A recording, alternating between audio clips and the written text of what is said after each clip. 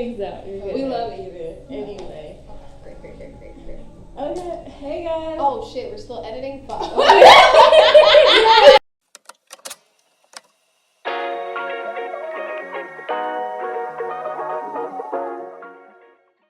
Okay, hi guys. Welcome to the Sunflower Hour. It's me, your host, Britt. And your co-host, Star. And we have today... What's up, girl?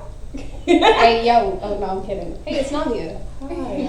I love it. Okay, so we're going to ask Navia some questions, so let's get into it. Any issues? Negative, sir.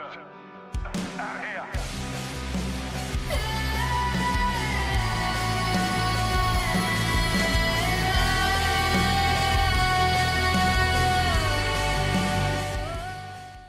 Hey guys, we're doing the music first. So first question on the deck, how has creating music helped you when life start, lifing?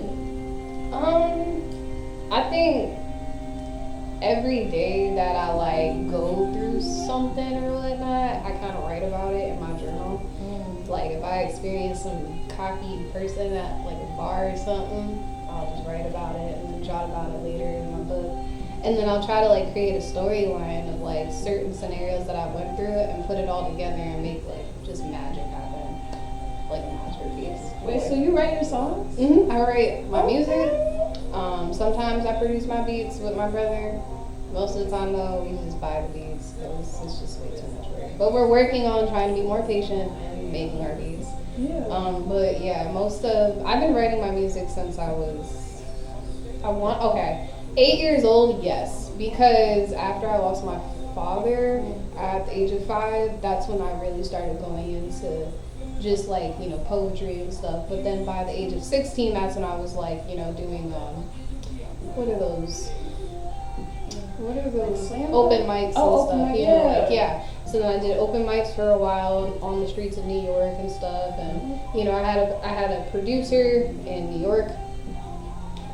I still talk to him to this day. We came up with a couple, songs and stuff recording on my unreleased music. So a lot of that just kind of pushed me to want to do music more. Yeah. That's beautiful. How would you describe a person that listens to your music? When you're this shit's gonna relate, who are we thinking of? Okay. A lot of my music stems from my ex. A lot of my music stems from my toxic relationships, family, I feel like a lot of my music can resemble for teenagers and people that just never really got to feel something, especially for teenagers that are dealing with mental illness and stuff. Growing up, I didn't really know what type of crowd I was supposed to fit into. Growing up, I was either with some badass children that were just not good for me, or I was in a crowd where it was emo white kids 24/7 rocking out, and I realized that I didn't want to be in that type of crowd, but I also didn't want to feel bad to not be with the other crowd. Yeah. So I kind of just started being in my own crowd, whereas my fan base is, I have some R&B music where black people can relate to, and I have some head bopping music to where some white people. It's just you kind of want to converse with a lot of people. You kind of want to just feel what other people would think. And I think the most amazing thing about music is realizing that people can accept a different sound. When I saw Neo Rock, someone who loves Neo Soul, sometimes I don't want to be in a baby bacon mood. Sometimes I want to say, fuck the nigga, I'm depressed, everything hurts, but I want to say it in a soulful way. Yeah. I want to be sad in a soulful way. And it's very much, when I saw your music, it really was giving the intersectionality of black women, but specifically black women in alternative scenes and emo scenes. Because I feel whenever a black woman does something, there's always a dash of soul. Yeah. Whatever black women touch, country, country rock, R&B, there's a dash of soul, and I feel that's what you be giving. Yeah. You be giving I don't know. I kind of grew up with my grandmother, so I I knew it. Yeah, like my grandma, she raised me up on like the Temptations and the New Edition and Tina Turner, Whitney Houston, Michael Jackson, Jasmine Sullivan. It can go on. It can go on. So like a lot of just getting a mixture of just all of that, and then also experiencing rock as well. I came in touch with like X, and when I hit X, that's when I really went hard for like music, because I had a passion, and I never understood why I was so like different, because like I used to be the only one in music class where the teacher would hear the melody and everyone else is like, I can't get that melody, like what the fuck are you talking about, like, but me, I already knew it, and then like I would continue to play it, or I would continue to sing it, and I would prolong it to where it could even become even better. And my music teachers growing up, they loved me in music class. They actually still reach out to me till this day. Counselors still. Not you have the music ear. I've only heard myths about the music No, ear. it's a real thing. Like the melody, when I did this, I just kind of figured out my own sway to it. And then obviously the siren. Oh my God. Well, my next question was going to be why music, why not something else? But I feel like the way you're just explaining how you grew up, music has always been around. It was like kind of my passion, in a way, after like, you know, the earth took my father away. And I kind of like started to just adapt to it more. Like I hated being around people. Music's not the only thing I do. Okay. Yeah, so I'm actually in school for early child care development. So Okay, education. yeah. So I'm working with children. I want to work with children. I love children. I want to have 2 children of my own eventually. I have a boyfriend that has a daughter. So, you know, I'm very open to the being there for kids, you know, and I feel like I'm not gonna have children eventually until like I have it situated with myself. Yeah. Well, that's all I have from my part. Now going on 2 stars. 2 stars.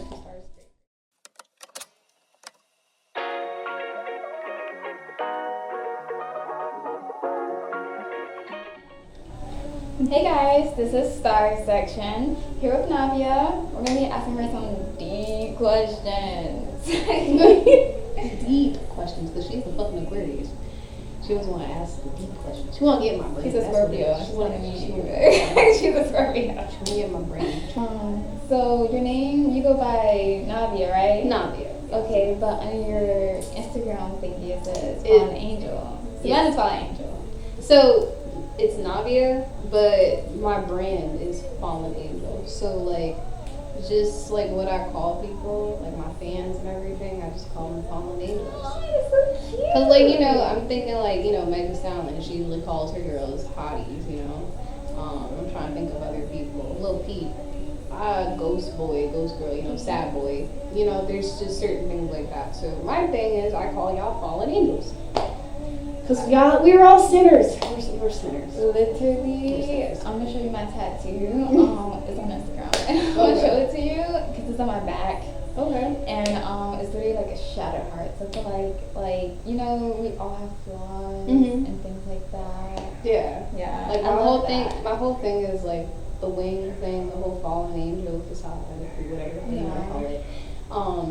It just really, I resonate with the Bible a lot, and I think that because I resonate with the Bible and I'm more of like a spiritual person, you know, we all rebel. We're all, you know, sinners. But I do think that eventually you can come home, and I feel like I can lead the way to home. Okay, I like that. To home. We love a girl that knows what she wants and that can lead the way. So. Yeah, wise. Yes. All right, so tell me more about like your goals, because you already achieved so much. But like, what are you reaching for? To be honest, 5 years ago, I wasn't reaching for anything. I was just a regular girl working in a dollar store. Just had a bunch of fucking mental problems. But for the most part, I was striving to just like go to school, get my life together and work a 9-to-5 job and possibly find the man of my life. But I started doing music and I started writing music. And I think after I started to write music, I was like, I kind of want to make this a career now. I think my first encounter when I knew I really wanted to take this music stuff serious, was when I was at an open mic and I seen basically, and he was playing his guitar and singing, and you know, he was getting tipped and paid and stuff for it. And I was like, huh. So I checked in with the bar, which is Totally Awesome Bar, one of my favorite bars actually. So one day I just started singing on a Tuesday night, and a lot of people started to come more often. But then I stopped coming after a while, after my breakup and all that. But yeah, like, you know, people, they started looking out for me. The streets of Savannah started looking out for me, asking me if I wanted to, you know, do a showcases and stuff, and see if I wanted to, you know, do gigs eventually. And I had my first gig at El Rocco's Lounge last year, with Navia, alongside with Navia? Mm-hmm, oh my yeah. god, I know Navia. Yeah, It's No Problem. I was alongside with them. Basically, Alvin Small and some other people. And even as like I progressed with my music, I started meeting like rock bands along the way, like Zulu the Prophet. I admire him very much. He's another Scorpio. Just out of curiosity, do you write your own songs? Yes, I do. Okay, so are they based on like do you tell a story with your music? Like, is it based on like events that you've experienced? Yes. Can you tell me some more about that? Most of my music is about relationships. Some of it is about mental illness. My first album release was basically about a toxic ex that used to put his hands on me a lot. And he just was very insecure with himself. Second album is more on my end. I left a toxic relationship, but not only did I leave a toxic relationship, I found somebody really good. But because I had so much baggage from the last relationship, and because I didn't take the time to heal and, you know, resonate with myself, I ruined the next relationship. And that album is like basically No More Stitches. So there's parts in the music where I get mad at my man or my ex, the person that I was with, about certain things that, you know, he did. I felt like, you know, I wasn't seen, I wasn't heard. There was times when, you know, I would come to him about stuff that was very vulnerable and he would dismiss it, or just sometimes just chuckle and laugh about certain things. I also didn't think, like, if I was still with him, I probably wouldn't be doing this music stuff, honestly, because he's the type of person that would want me closed in, encaged. Because I didn't know how to communicate. As a woman, it is normal. Infidelity can happen. And you can cheat on people. You can cheat on them a lot. Alright, let me just put it this way, bruh. I was toxic. And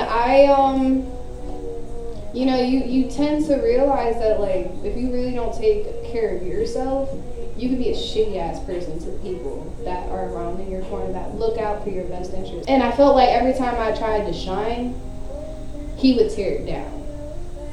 And even like after, you know, I apologized and stuff and everything, it was still arguments after arguments and stuff. So sometimes you can't fix shit. No, when I was too fat, he said I needed to gain weight. I needed to lose weight. But when I was too skinny, I needed to gain weight. So I said, you know, I'll never be perfect in your image. So that's where I started to find myself towards the end of the album, and I started to like really like find myself. Like, I tried to do this thing where, like, you know, I tried to kill myself and all that. And it's okay. It happens. It's life. That's not going to be your first, you know, love. There's going to be the second. There's going to be the third. There's going to be the fourth. You're going to be fucked up in the head. I'm not even going to lie. You may not even want to trust or love ever again. But because my Venus is in Scorpio, I am such a hopeless romantic, and I won't stop loving. It's just, I have to have love. It's something I want to build. It's something I need. And as much as I try to be that cold-hearted bitch that a lot of bitches are, I can't. For the last question. Right, we're back. Okay. And we're back. Alright, so I have one last question. Let's ask you that. Okay.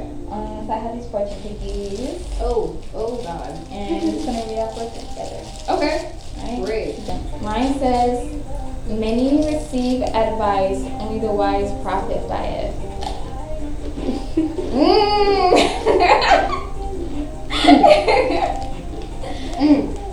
It's good. I like it. You know, for some reason, I always have the best fortunes. One says everything will now come your way. Period. I like that. Oh yeah. So, you know, we've been asking you a lot of questions.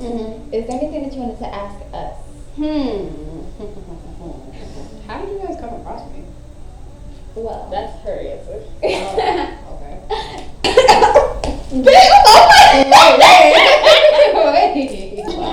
so, I was just like in my house all depressed and posting like pictures of really thirst traps on the Instagram. And you know, you commented for your little Oh, yeah. little fire. I was like, who's this person commenting? And then I clicked on your page, saw that you make music. I was like, okay, I like her vibe. And then you come into now, like we need the people to interview. I was like, artistic, black. I have a person. I hope she says yes. And so yeah, That's how I thought about you. We got a text. Hey, we need Navia. I was like, let me find out. Yeah. Thank you so much for coming on the podcast and having with us and talking with us. And that is the episode, guys. Thank you so much for joining in. Yes. And as I say in every episode, we appreciate you. We see you. And you are loved. Bye. Bye.